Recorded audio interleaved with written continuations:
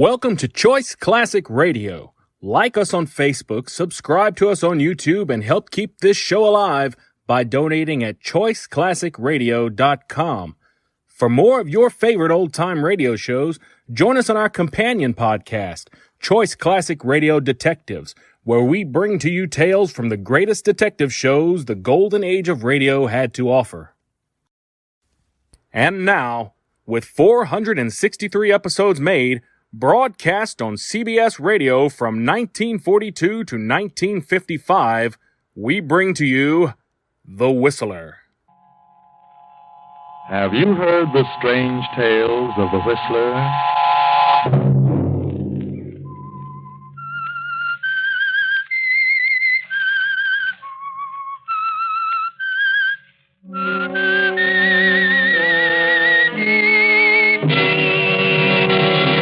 I'm the Whistler.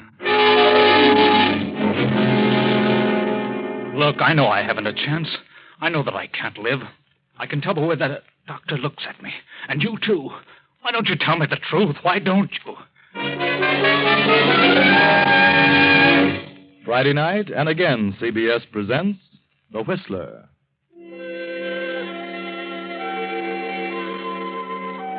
I, the Whistler, know many things, for I walk by night. I know many strange tales, many secrets hidden in the hearts of men and women who have stepped into the shadows. And so I tell you tonight the unusual story of death in the air. A girl, a rather ordinary brunette of 18, plainly dressed, steps out of an elevator on the 14th floor of a swank apartment house and moves silently down the hall, pauses for a moment before a certain door, then turns the knob and steps inside. A handsome man of 35 jumps to his feet, stares at the girl a moment. Then she closes the door behind her. Who are you? What do you want? You don't know me. You never seen me before. But I know that you're Fred Blake. Yes, I'm Fred Blake, so what? What's the idea of walking into my apartment? I'm Mary Alberti. Mary Alberti? Does that name mean anything to you? Why, lots of people are named Alberti. Yeah. But I'm Mrs. Joe Alberti. Joe Alberti? Yeah. I thought that name would get a rise out of you. What are you doing here? Do you happen to know where my husband is at this moment? Joe? Why, certainly I know where he is. Who doesn't? This morning he was sentenced. Why, now he's in the state pen. Convicted of murder. That's right. A murder he didn't commit. He was convicted. He had a trial. But he's innocent. And you know it. He held up the bank messenger. He shot him. Then what became of the money? How should I know? Well, I know what became of the money. You have it. How do you figure that? Joe was working for you. As a chauffeur, he said. And I didn't know any different until he got into this jam. I didn't know what you were. Until he told me today. Just before he left. Yeah, and what did he tell you? That you were a gangster. And that he had nothing to do with the holdup or the murder. But that you planted the evidence on him. He was a fall guy. Now, look, sister, I ran a couple of nightclubs and little gambling stuff. But I haven't yet gotten around to holdups and murders. My husband wouldn't lie to me. He begged me to keep quiet about it. Because he was afraid if I made a fuss that you'd get rid of me. What a wild imagination Joe has. Joe told me the truth. Joe wouldn't lie to me. The jury didn't believe his story. He didn't tell him everything. He was afraid. Afraid for me. Will you get out of here or shall I call the police? Nobody knows what became of the $50,000 my husband was supposed to have taken. Nobody but me. So? So, since Joe's been convicted, I think I ought to have the use of the money. So fork over, Mr. Blake. Well, of all the brainstorms, you expect me to give you $50,000? I do. If Joe grabbed it, it belongs to him. And since Joe's gone, it all becomes mine. Are you nuts? I know you don't carry $50,000 around with you, but you can get it tomorrow in cash. So I'll give you till tomorrow at noon to hand it over. That's 12 hours, Mr. Blake. And if I don't? Then I'll kill you. I see. Well, where can I locate you tomorrow by noon? At my hotel? Very well. Just take this notepad and write your name and address. And your phone number. Okay. There. There you are. And bring it in person, Mr. Blake. Oh, of course. I wouldn't want anybody else in on this. And if you don't show up with the money tomorrow, well, I'll catch up with you sooner or later. You'll pay eventually. I know you will. I think I'll run up to the penitentiary and have a talk with Joe. He's all mixed up. He isn't mixed up. Not now. No? No, Mr. Blake. Joe's dead. What? Dead. Killed himself on the way to the pen. He knew he was stuck and he couldn't face it. You did that, Blake. You killed him. So now you're going to pay. Through the nose. Good night, you dirty rat. For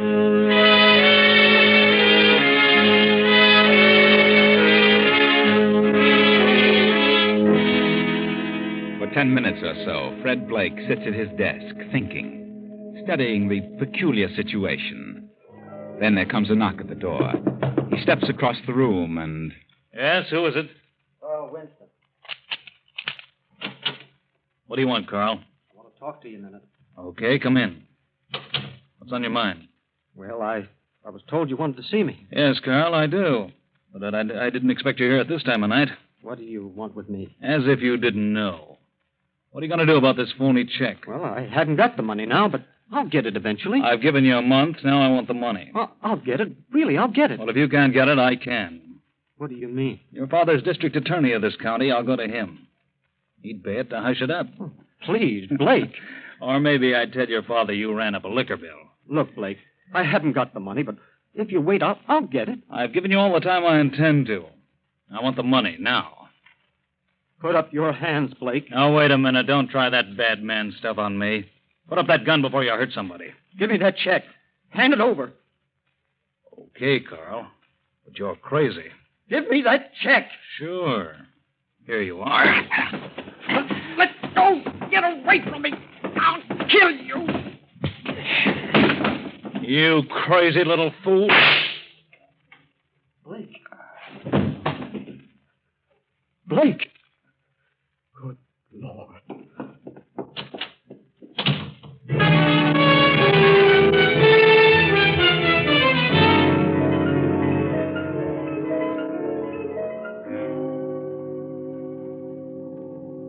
For many hours, Blake hovers between life and death. Several times he is revived from the coma sufficiently to answer questions of the detectives. Now, several days later, a week to be exact, the district attorney holds a conference. Tell me, Blake, on the night you were shot, did you see your assailant? No. Do you remember anything that happened? Well, I remember the shot. Felt a stab of fire in my chest. Came to in a minute or so, I guess. Got to the phone and called the receiving hospital. Then I passed out again. And you didn't see the person? No. Blake, do you know a woman named Mary Alberti? Yes? Was she in your rooms the night you were shot? Yes. How did you know? On your date pad, we found her name and address and phone number. What time was she in your apartment? Oh, about 12 o'clock, midnight. And you were shot shortly after midnight. That's right. You think she did it? I don't know who did it. That's for you to figure out. What did Mary Alberti want? Why was she in your apartment? Well, her husband Joe was my chauffeur. She wanted some money. She figured I'd help her out. And did you? Well, I told her I'd take care of her later. Did you know Joe Alberti committed suicide? Not until she told me. Did Mary Alberti threaten you because you wouldn't give her some money at the moment? Yeah, she did. Do you think it was Mary who came back later and shot you? I don't know. Could have been. But she did threaten your life. Yes, that's right. Very well, Blake. There are witnesses to this conversation. It'll have to be repeated in court. Okay, Winston. You'll be notified about the trial. Trial? Certainly. I'm going to try Mary Alberti on attempted murder.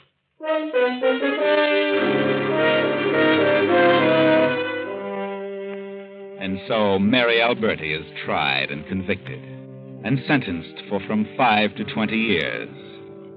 And now, 5 years. 5 long years have passed. Fred Blake has become wealthy, the boss of every racket in the county.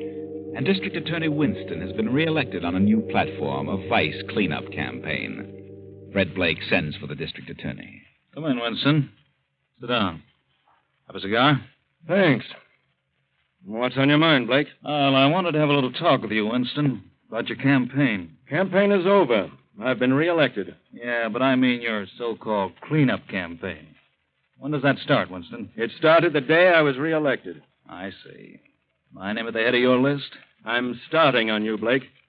And if I put you where you belong, well, that'll be a great accomplishment. I think you're being foolish, Winston. Do you? Why? If you just dropped all this Puritan stuff, I could make it more than worth your while. Blake, I was fortunate enough to be born the son of a very wealthy man. And money doesn't interest me in the least. Money? Oh, no, not money. Something that's worth more to you than all the money in the world. Blake, you couldn't bribe me no matter what you offered. Mr. District Attorney, I'm going to change your mind in less than 1 minute. All right, Blake.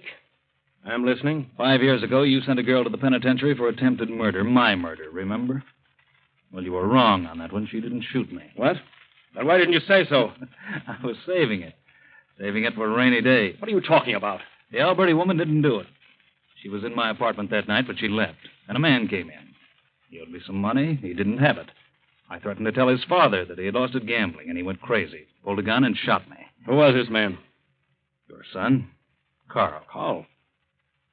I don't believe you. Oh, but I can prove it. Look at this. His phony check. That's why he came to my apartment. He demanded the check. We scuffled when he pulled a gun. I hit him, and then he shot me. He left in such a hurry that he forgot the check. I see. But there's something more important than the check. Yes? What? A gun. A revolver. Whose gun? Take a look at it. One shot fired. Recognize that gun? Why, yes, it's mine. If ballistics were to check this gun and compare the bullet taken from my chest, they'd find a definite similarity in rifle markings. I see.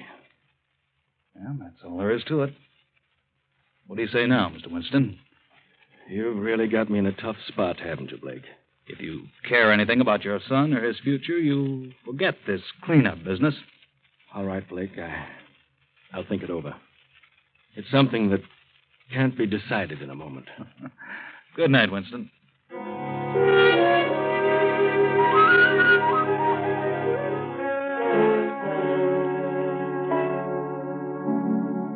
The cleanup campaign is dropped, and Fred Blake flourishes. He opens more gambling clubs, grows wealthier and wealthier. And a year later, he is a popular figure in the swank set of a southern beach resort. At the moment, Fred is a weekend guest at the beach home of one of the wealthy 400. Oh, what a perfectly divine night. Yes, Anitra, I've never seen such a moon. So peaceful and quiet here on the beach. I didn't want to dance anymore. Well, let's sit down here on these rocks. All right. Anitra, Yes, Fred? What were you going to say? are you going back to Boston Sunday? Why, I don't know. I haven't decided. I've a few more weeks, but I really should get back. The magazine's so understaffed, and I've a world of illustrations to do. Why do you ask, Fred? Well, I thought if you didn't have to go back, you might come over to my place for a week. Your place? Oh, but Fred, Yes, I'm having some guests down for a week. Several couples from New York. Well, I don't know. I really should get back. Please come, Anitra. Please do. Well, it's very sweet of you. Anitra, I really want you to come. Because, Yes? you know, the way the moon shines on your hair, it looks just like spun gold. Does it? Is that what you were going to say? No. There are a lot of things I want to say. Do you realize what a beautiful girl you are, Anitra? Fred. I mean it. From the moment I first saw you, you knocked the props right out from under me. Nothing else exists. Nothing else matters. Nothing but you, Anitra. But, Fred, I'm wild about you. Crazy. Please, Fred, we better go back. You've got to listen, darling. I love you. Are you asking me to... Yes. I want you to marry me. But I'm a career woman. You don't want a career woman for a wife. Besides, we've only known each other for a few days. I don't care, career or not. 2 days or 2 hours. I love you. Let's get back to the house. Come on. You mean you don't like me? Is that it? Or is it some other man? No, I do like you very much, and there's no other man, but... Well, I'll have to think about it. If I marry, I know I'll give up my work, and I'm not sure I want to do that. I see. Well, will you at least make me happy by joining the party at my place for a week? Yes, I'll come, Fred. I'll stay here for another week, but please don't high-pressure me. Let me make up my own mind. Promise? It's a deal. Shall we seal it? Certainly. With a kiss? Fred, Please. I love you, Anitra. Let's go back to the house, please.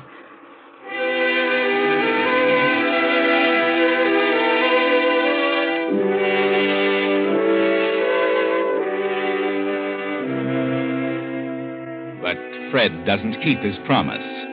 Fred isn't the type. When he wants a thing, nothing can change his mind. And by the time the week is up, Fred has made up Anitra's mind. They are married and decide to spend their honeymoon in Florida. But a few weeks later, their honeymoon is interrupted. Fred is stricken with an illness.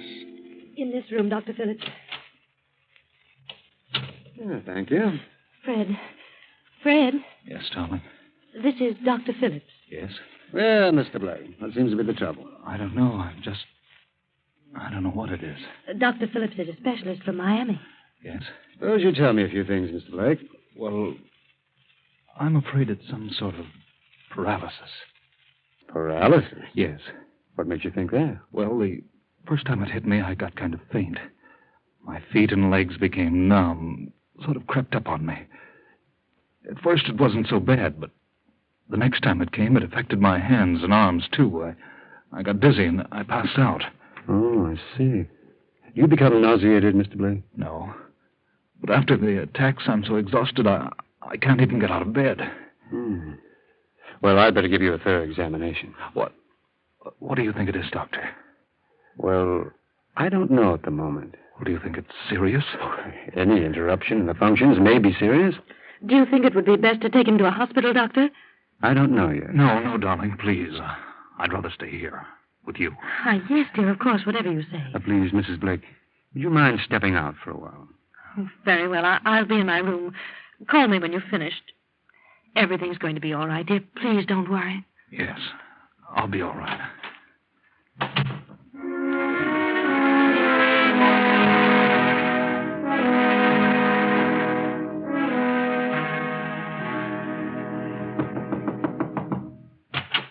May I come in? Oh, yes. Come in, Mrs. Blake. I've finished. It's been an hour. I just couldn't wait any longer. Quite all right. How do you feel, Fred? Well, a little better, I guess. He pounded me and thumped and listened, but I don't think he knows himself. I do feel better. I'm going to get up and walk around. Mr. Blake, I'd advise you remain as quiet as possible. Why? If you attempt to move about, I'll have to withdraw from this case. What have you discovered? What is it? Just relax. Why don't you say it? Why keep it a secret? I'm entitled to know. Spill it! Now, please, Fred, darling, please don't get excited. What is it, Doctor? Do you know? Mrs. Blake, I'd like a few words with you. Step over here to the window. Why, yes, of course, Doctor. Very sorry. I can't believe that. Well, what are you talking about? Why go over there and mumble? Why don't you say it and be done with it? Did you hear me? What are you mumbling about? Oh, Doctor, no. What are you telling her, you quack? Why don't you tell me? No. Please, Mrs. Blake. Now, please be calm. I had to tell you. If you don't tell me what you're talking about, I'll get out of this bed and brain you. Oh, no, please. Darling, please don't get up. No, you mustn't. Mr. Blake, I advise you to stay in that bed and control your temper. You're in no condition to withstand any form of excitement. No? Then you know what's wrong with me? I do. And believe me, if you want to recover, you'd best remain as quiet as possible. It's that serious? You have a chance, Mr. Blake. And that small chance depends mostly upon you yourself. I'll do my best, but it mostly depends on you. Is it paralysis? The knowledge of what it is will not help you. It is better that you think as little about it as possible. Good night, Mr. Blake. Good night, Mrs. Blake. Anitra, what did he say? Oh, Fred, you must try not to...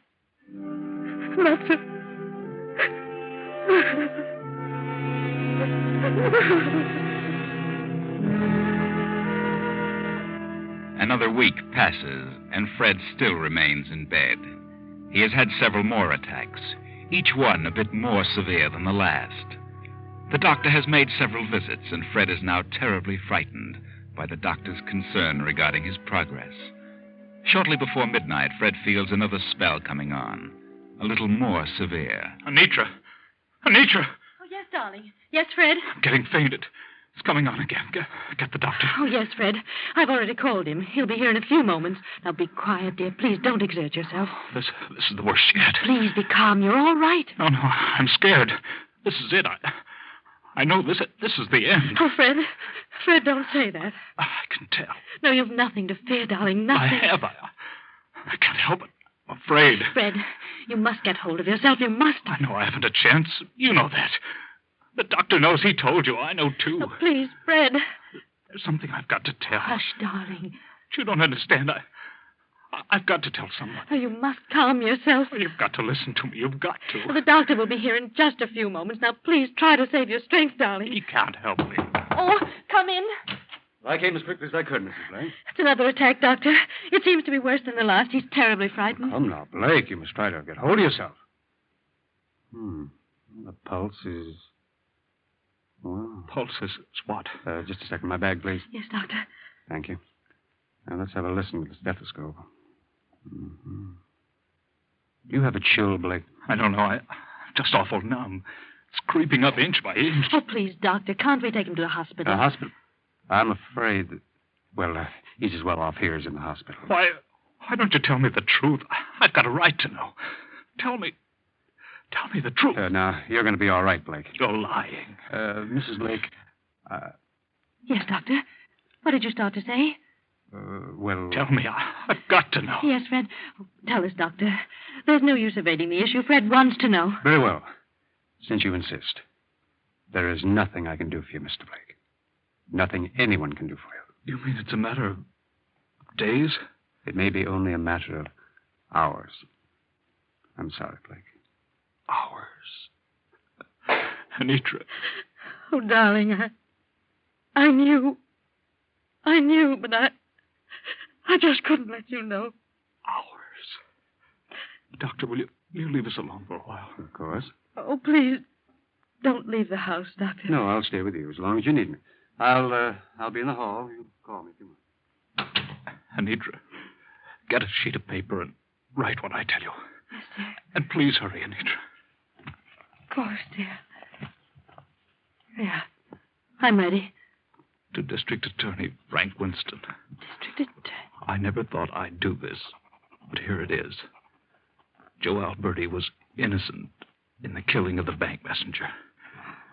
He was framed. I killed the messenger and framed Joe.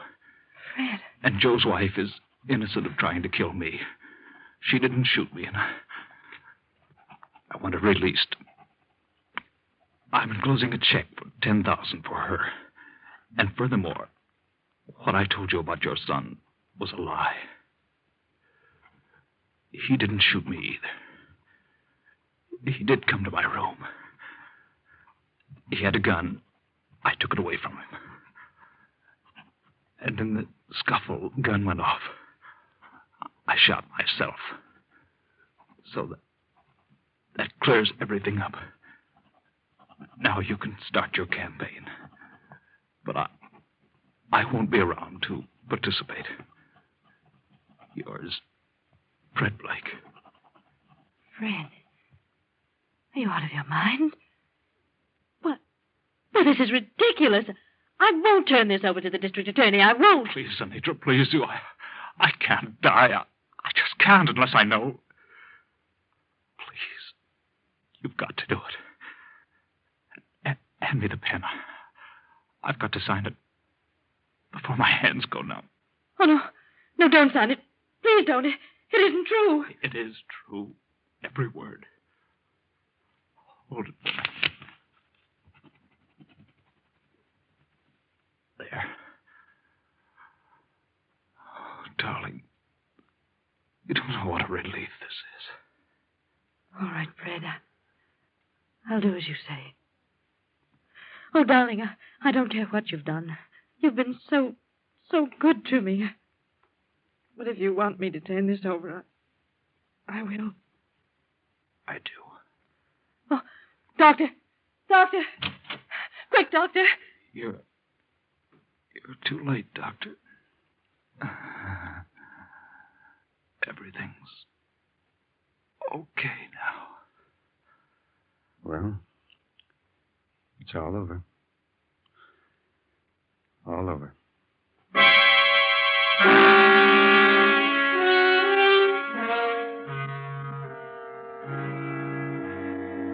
was fortunate in getting a plane within half an hour after you phoned me, Mrs. Blake. I understand, and I appreciate your coming. Well, what is this about Fred Blake?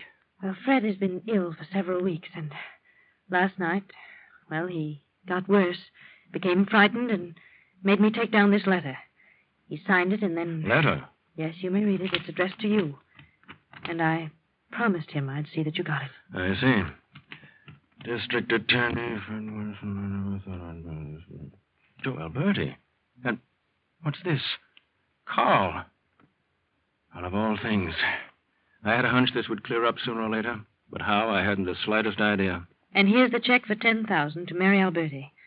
Will you see that she gets it and is released from prison? Mrs. Blake, Mary Alberti was paroled over a year ago. You keep the check and I'll locate her for you. You can give it to her. Do you know where she can be found? I have a pretty good idea. Now, may I see your husband? I'd like to be sure that he is the Fred Blake. Yes, of course. This way.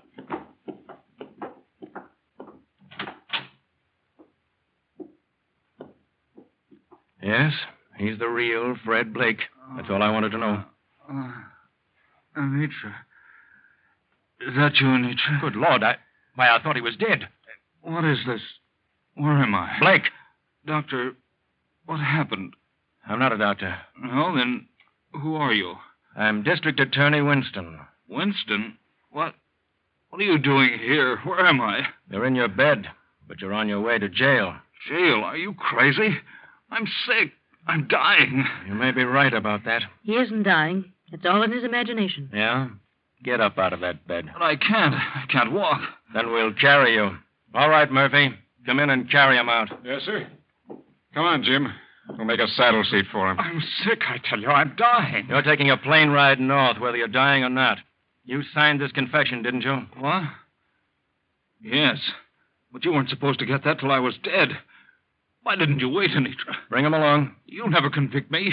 You'll never get that far because I'll be dead. Come on, boys. Take him to the car. Anitra, why don't you tell them?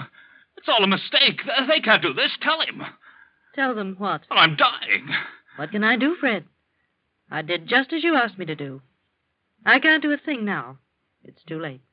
What's happened to you? What's happened? Nothing. I've never been so satisfied in my life. What? I said this is the happiest moment of my life. Now get up, Fred. You can walk. You're stalling. There's nothing wrong with you. You're crazy. No, she's not crazy. She's clever. I've tried for over a year to work this thing out, and she did it all by herself.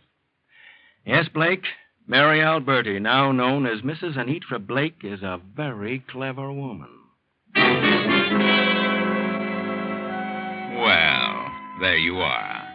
Mary Alberti, alias Anitra Blake, was a clever woman. She knew that her husband Joe was innocent, and when she was sent to prison for shooting Fred Blake, she made up her mind to eventually get out on good behavior.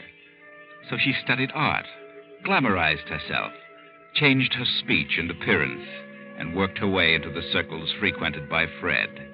And everything worked out just as she planned.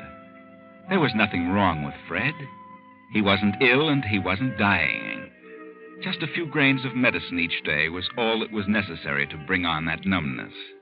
And the doctor? Well, he wasn't a doctor. No, he was really the brother of her husband, the brother of Joe Alberti.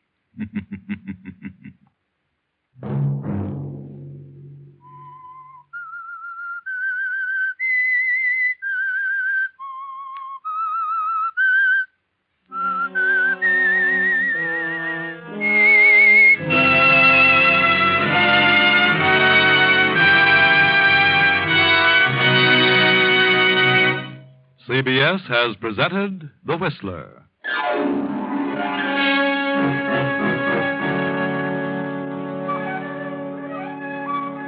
Original music for this production was composed by Wilbur Hatch and conducted by Ivan Ditmars. The Whistler is written and directed by J. Donald Wilson and originates from Columbia Square in Hollywood. Next week, same time, I, the Whistler, will return to tell you another unusual story. Good night. this is CBS, the Columbia Broadcasting System.